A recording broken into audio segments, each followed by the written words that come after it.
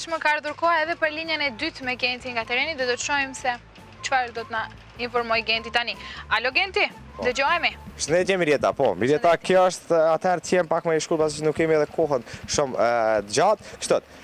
Ishim në preskonferencën pra dhe si që paralajmërova pak më herë, ndërsa rruga tani na faktikisht na çoi deri te një këngëtar shumë i njohur i cili është banor i Hasanbegut. Fillimisht dua të shpreh ngushëllime për të gjithë familjarët që humbën të afërmit e tyre dhe shpresoj që në periudhë sa më të shpejtë që të rregullohet gjithë kjo gjendje. Afërmi është edhe zotëria Aziz Murati.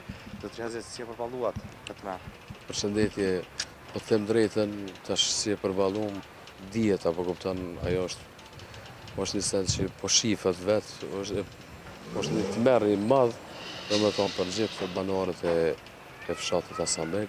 Unë nuk kam qellu këto kohën që është bo, e fatkeqësi, po si do që tjetë, domethënë është shumë vështirë.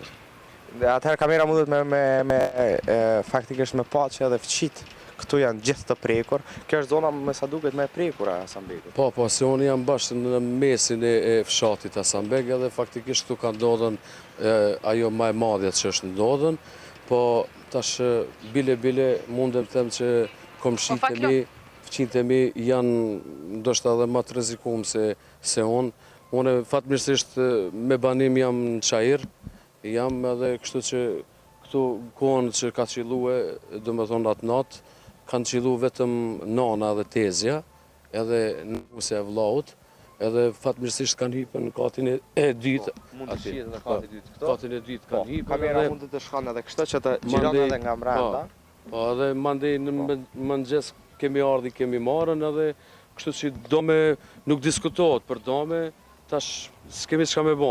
Çka të vjen thonë prej Zotit, mirë se ardh, do të jemi besimtar, edhe mos të jemi të lëkondë shumë. Po, do me thonë në familjen tënde nuk ka ndodhur asnjë të jetë i lënduar, mirë po vetëm ka dëme të mëdha. Jo, fatmirësisht do me thonë nuk ka të lënduar, po fatkeqësisht tash them drejtën se kemi bashkë fshatar të mjetë që kanë humbë, do me thonë anëtar të familjes.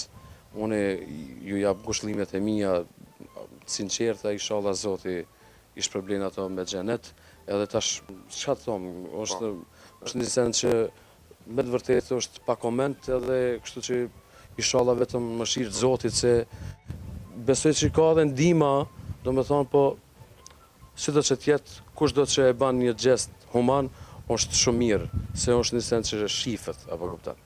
Atë mbrëmje ku ke qenë? Po them drejtën unë tash me profesionin tim që është sezona e verës që jam me dasma, apo kupton tash unë kam momentit që ndëgjova i tregova dhe dasmorit, apo kupton edhe i tregova që me të vërtetë tash nuk kam forcë me bon qysh, po më kuptoj ishte një dasmor shumë i mirë, i sinqert edhe kuptoj i rastin edhe mandej më ka thirrë prap, do me thonë e ka kuptu po mas asaj, kur e ka po e incizimet, edhe është binë që me të vërtetë është një dam shumë i madh, se me të vërtetë edhe unë e kum pritën që kam me pas diçka të keqe, ama bashkë që me të vërtetë se kena pritën. Nga kush ke marrë përkrahjen? Pasi që e dimi që keni shumë kolegë, atë kanë përkrahur? Po, përbes Zotit, krejt e stradës shqiptare më kanë thirrë në telefon, apo kupton prej Kosovë, prej Shqipënie, prej këtu krejt më kanë thirrë, i falenderoj, se kjo është një gjë që mundet të ndodhë çdo kujt, se kjo është, domethënë nuk është prej njeriu që e ka bërë dikush, po është prej Perëndis, si kosh me fal. Shumë faleminderit zotëria Aziz që ndave këto minuta të jesh me neve dhe shpresojmë që çdo send të rregullohet. Po, me Zotin para besoj që do të rregullohet.